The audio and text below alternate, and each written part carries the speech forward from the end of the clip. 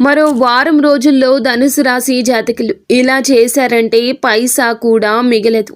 ఇలా చేస్తే ఖచ్చితంగా ఇదే మిగులుతుంది. మీరు ఒక్కసారి ఆలోచన చేయండి. చెప్పే విషయాన్ని జాగ్రత్తగా ఆలకించండి. లేదంటే సమస్య తీవ్రత పెరిగి పెద్దదవుతుంది. ఈ రాశి వారు కుతూహలాన్ని రేకెత్తించే మంచి విషయాలను చదవండి. ఆ విధంగానే మానసిక వ్యాయామం చేయండి. ఇక మీరు అధికంగా ప్రయాణాలు చేసి డబ్బును అధికంగా ఖర్చు పెట్టేస్తారు. అనవసర ప్రయాణాలు కూడా చేస్తూ దానికి మీరు డబ్బునంతా ఖర్చు చేస్తారు. అలాగే అనవసరమైన వస్తువులు కూడా కొంటారు. వాటి వల్ల కూడా ధనం వృధా అవుతుంది.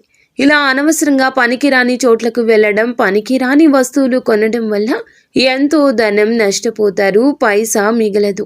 ఇలా చేస్తే ఖచ్చితంగా మీరు బాధపడాల్సిందే. ప్రపంచంలోని విషయాలు మాట్లాడేటప్పుడు మీరు ప్రేమించే వారితో వివాదాలు రేగకుండా చూసుకోండి. ఇక మీ ప్రియమైన వారి మనసును ఈరోజు తెలుసుకోండి. మీరు ఉండే చోటికి పై అధికారిని మరియు సీనియర్లను ఆహ్వానించడానికి ఈ రోజులు మంచివి కావు.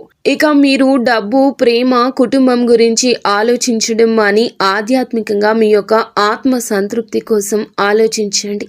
మిమ్మల్ని సంతోషపెట్టేందుకు భాగస్వామి అన్ని ప్రయత్నాలు చేస్తారు. అలాగే నిత్యము లక్ష్మీదేవిని ఆరాధించడం వల్ల శుభం కలుగుతుంది. మీకు ఎటువంటి జ్యోతిష్య సమస్యలున్నా ఈ నెంబర్కు కాల్ చేయండి. భార్యాభర్తల సమస్యలు, సంతాన సమస్యలు, స్త్రీ పురుష వశీకరణం మరియు ఆర్థిక సమస్యలు, ఎటువంటి సమస్యలకైనా పరిష్కారం చూపబడును. నమ్మకంతో కాల్ చేయండి. 3 రోజుల్లోనే పరిష్కారం చూపబడును.